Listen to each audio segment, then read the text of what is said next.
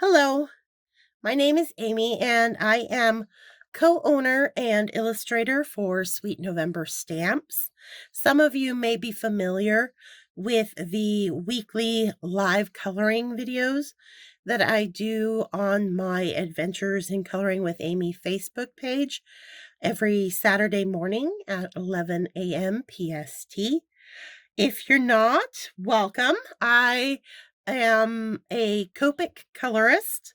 That is the medium that I enjoy coloring all of my stamped images for my card making with.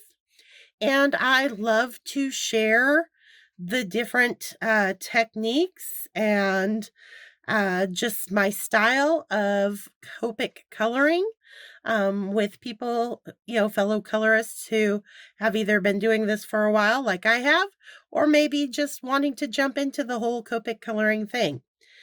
My lives, because I do entire card front scenes, tend to run on the long side. They usually are about 2 to 2.5 hours long. And we just thought that it might be nice to break things down into smaller, more manageable pieces for our YouTube channel and still get the same. I like the coloring in real time more so than the speed videos, but I didn't want to run too much longer than the speed coloring videos.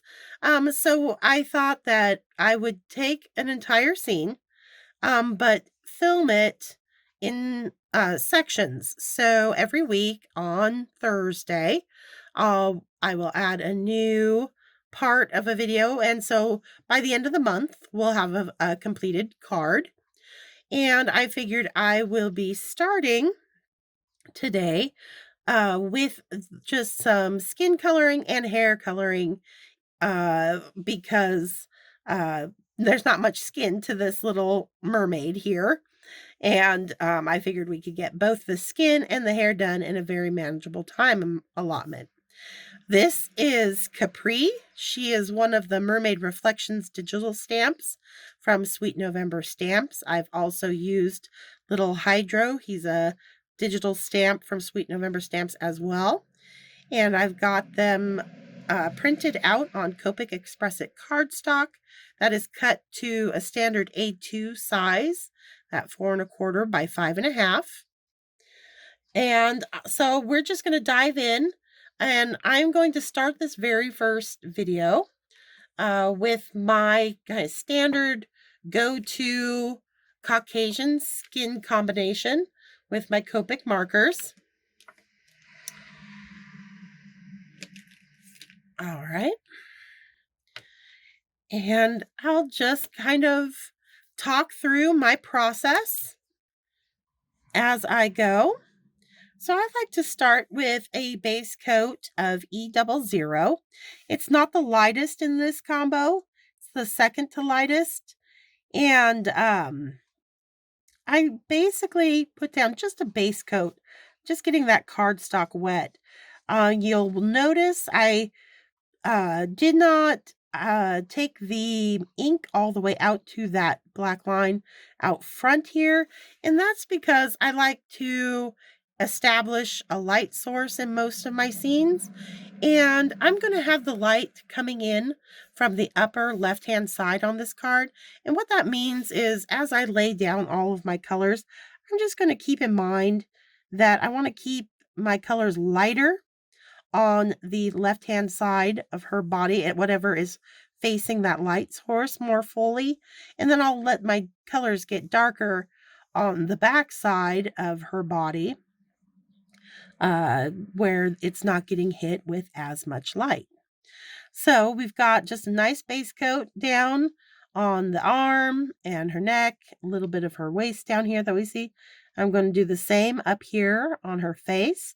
Now the face is a little less simplistic just because there's a lot of contours going on a face. And I want to play those up. So when you think about a face, our eyes are recessed back into it. And the way we're going to accomplish that look with our coloring is by taking our darker colors around our eyes. And that's going to help kind of sink them down into the face. And now the brow, it protrudes out further, so it's going to catch more light, but you are going to have a little drop shadow underneath that hairline.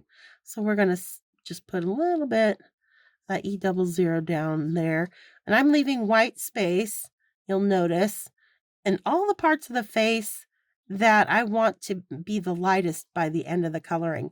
And that's kind of that, think of it like if you put makeup on, that T-zone you're always told about. So, you know, that forehead, the bridge of the nose, the cheekbones, those are all going to stay lighter while I'm going to build up my shadows in the rest of the face. And that's going to help create those contours that we're after, and so that the face doesn't look so flat. Now I'm going to jump up to my very darkest in this color combination, and that's an E04.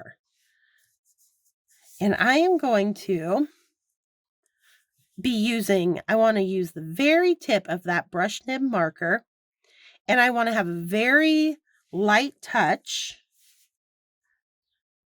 because it is very dark for this combo, and I don't want to go too heavy-handed with it, but I don't want to omit it either, because it's contrast and having a nice dark color is always going to help your lights look lighter, and that doesn't matter what you're coloring, whether it's skin tone, hair, clothing, botanicals, critters.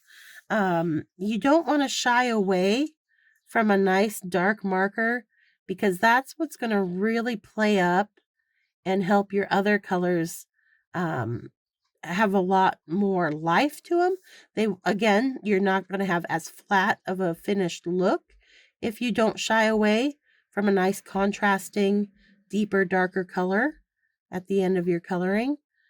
Even because it kind of can seem a little counterintuitive if you're wanting a nice light blonde hair or something, but I promise you, by adding in a little bit of deep dark contrast, it will look that much, you'll see the lighter areas stand out more because they have something to kind of bounce against. So opposite our light source, I'm going to come down the back of her arm with that E04, underside of that hand.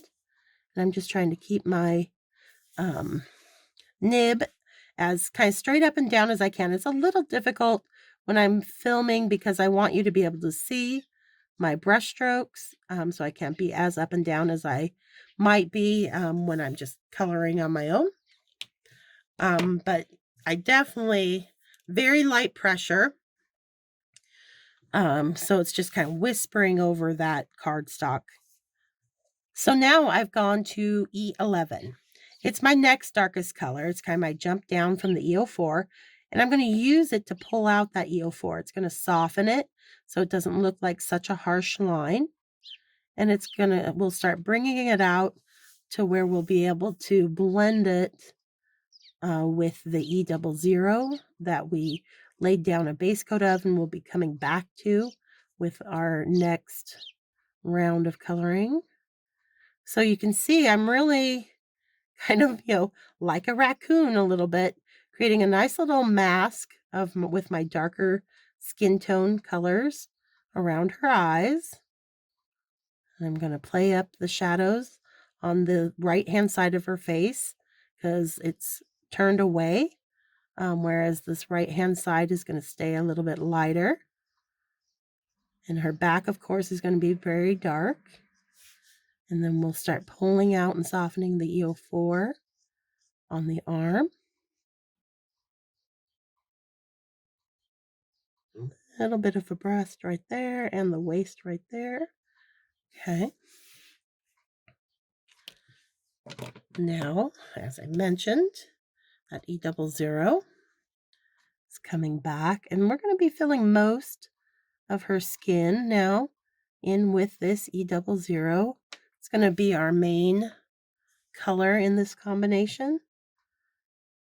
So I'm just leaving slivers of white cardstock showing at this point because they will be the last to be filled in using our very lightest color in this combination.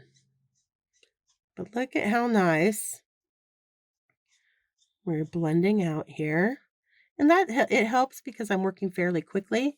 So the cardstock is staying rather wet as I apply color. And that's going to help that color kind of blend all on its own. It's going to make my work load less the quicker I work because that ink is going to have a tendency to want to kind of blend together on its own. This is our lightest E000. And I'm just going to do a quick coat, filling in any of those white areas that I'd left so that they have a little bit of skin tone on them, but that they stay nice and light. So now, while that's still wet, I want to add a little bit of a blush to her cheeks. And I want to do that while it's wet. So again, it'll help kind of spread the color out on its own. Just on the apples of her cheeks, I'm going to put a little bit of R00. And then I'll follow it with a little bit of R20.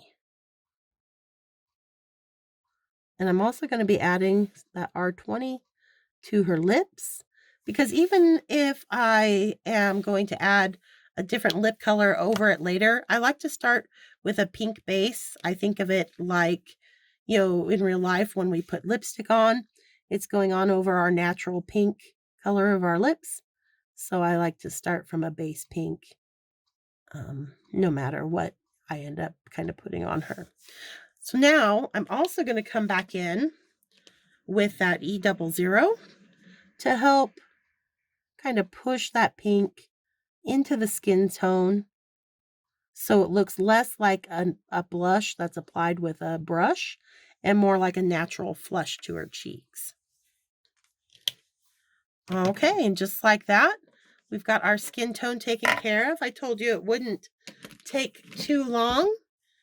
And next we're going to tackle the hair. And then we will call that good for this first video. And today we are going to do a nice two-toned or ombre colored hair because we're working with a mermaid. So I figured something magical and a little bit different would be fun. And plus, it'll be fairly straightforward because we've got just a nice single kind of flow of long straight hair. So we're not going to have to deal with a lot of curls or hair flowing in all different directions. So it's a great jumping off point for this learning this style of hair. All right, so I think let's start with a kind of blue-green color combo for where the hair is growing out of the head. And we'll start with a BG11.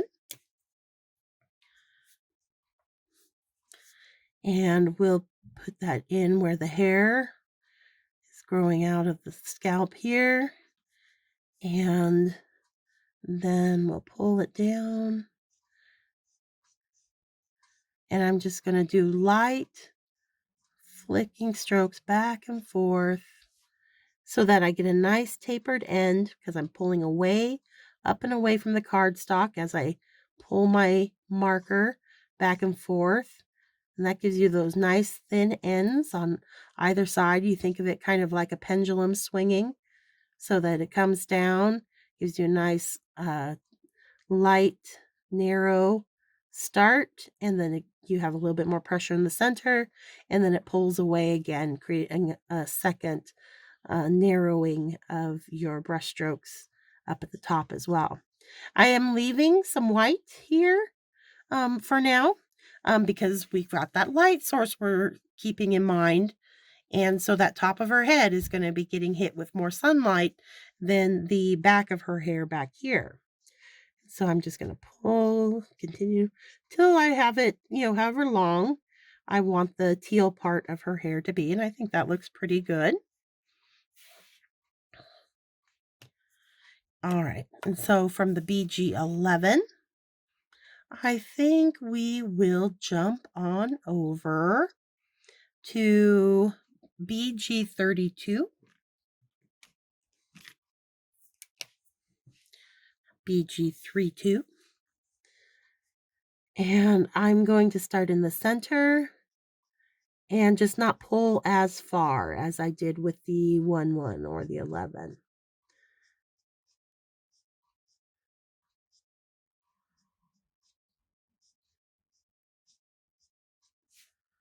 We still want to build up a little bit on the underside of her brow here. Okay.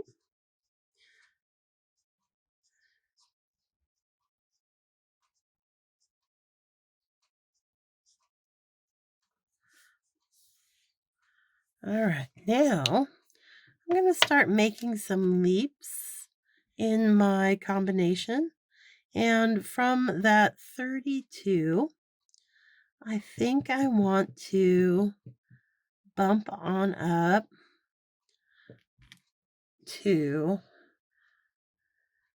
well, not really go jump high, but I'm going to scoot on over to a 72 or a 7-2 that has a lot more gray tone to it. And so I'm going to just continue and see how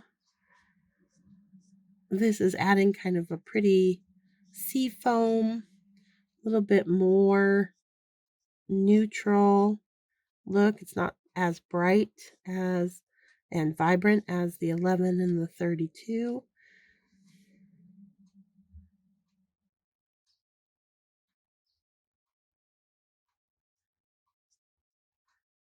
Okay. And then I'm going to jump up to 78. It's in that same family, that 7-8, that has a lot more gray going on. But here we are, putting in a nice high contrasting color. I'm trying to be, kind of sparing with it. I don't want to go too overboard, but I want a nice section in the center of the back of the head here to have a nice dark shading going on within this fall of lovely long hair.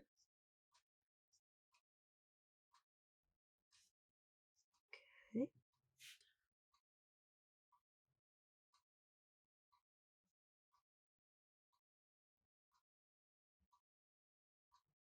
I'm also going to do her eyebrows real quick so they match her hair. Okay. Actually, I think I'll keep that out and I'll do a little bit of tip to tip. So I'm going to pick up the 78 with using my 72 marker, and that's just going to help now that I'm kind of I'm working back down to blend all these colors together, get a nice smooth blend out. And yes, there is a 75 marker, and I could grab that instead. But I've got these two out, and I like being able to kind of have a bit of control over the amount of the darker colors. So by doing the tip to tip technique, I feel like I can have a little bit more control over how dark I get with this. Okay, there we go.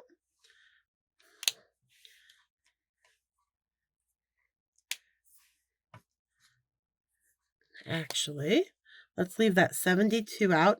It's going to become the one that I pick up using my BG32.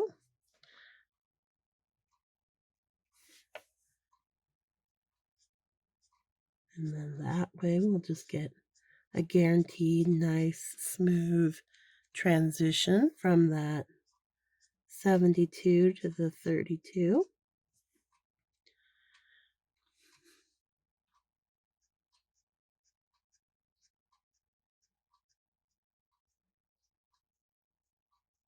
And you can see each time I apply color, I'm eating a little bit more of that white cardstock away that I'd been leaving white. Now, you can make the decision to color it all in, and that's perfectly fine. And you could decide to leave some white highlights showing, and that's going to create even more contrast within whatever it is you're coloring. It's almost like you're utilizing that cardstock as another color in your combination. So rather than the 4 markers that I've been using here, the BG11, BG32, BG72, and BG78, it's almost like I've got a white. If Copic could have a white marker, it'd be in there, because I've got these just little spaces that I haven't filled in that create a nice high shine in that hair. And so I'm going to leave that, especially at the top of the head there that's getting hit with more light. Okay, so now we'll go to our second color, which is going to be a purple. And I will start applying that. Let's see, let's do like a V12 or a V01. So I'm going to start with V01. We'll start down at the end of her hair.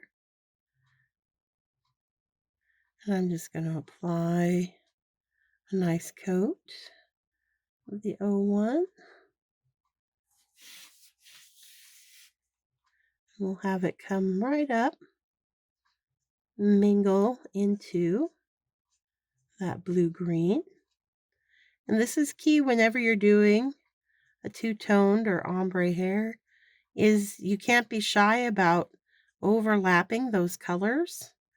You don't want to have a harsh stop-start line between the two. You want to pull them into each other. And we'll see that happen more as we continue to add more purple down here.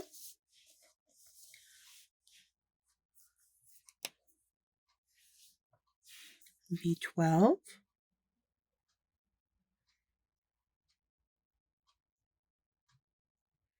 And all of this is pretty heavily shadowed. So I'm not going to be having any white cardstock left showing down here. It's just not getting that bright of a hit from our light source. So everything's getting filled in. Pulling that right up into our blue-green.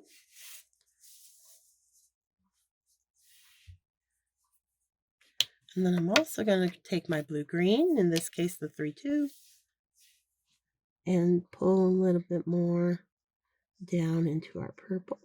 Just a nice back and forth between the two. Okay. Now, I am going to, from the get-go, do some tip-to-tip, because on its own, this 09 is going to just be way too dark for what I want in her hair. But I can kind of tame it by picking it up with my 15 or 15, and just from the very start, getting that nice dark 09 in, but it'll fade out really quickly because it's just on the tip of that 15 marker, the 15.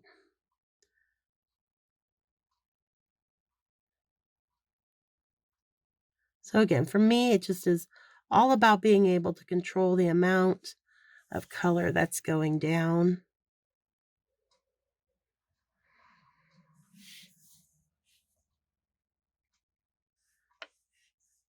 Because some, colors I really like and I really want them in there, but they're just and they go on so dark and saturated on their own that it can be easy to overcolor with them quickly and have them kind of take over, and you lose the nice shading that you're after. So I just, that tip-to-tip technique is a favorite of mine, so that I can get the look closer to how I'm envisioning it in my head. So I'm even pulling this kind of following those artist drawn lines with these darker purples right up into those blue greens.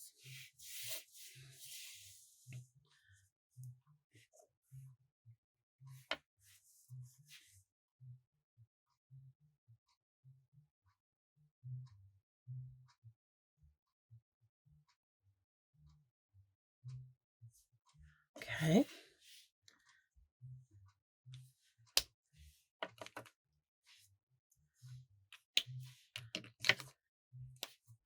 Back to that 12.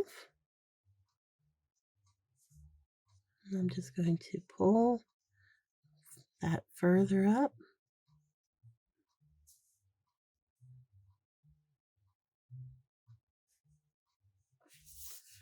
And we'll just have a little bit of contrast with that VO1 right down there, where it has that little bump up, like so.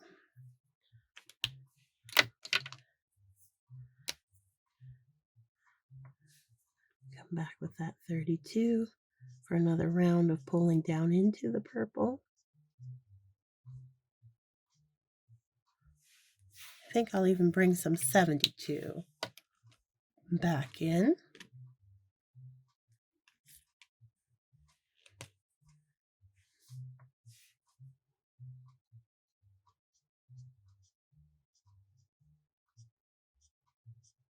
There we go. There I'm liking how we're going. Very nice.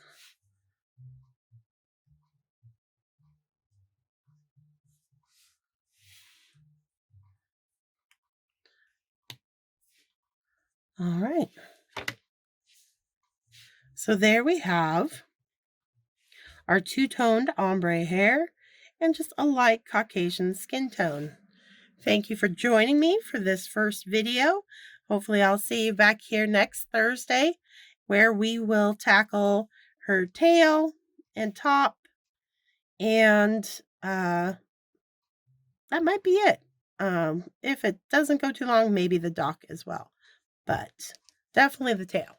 All right, see you next Thursday. Stay crafty, my friends.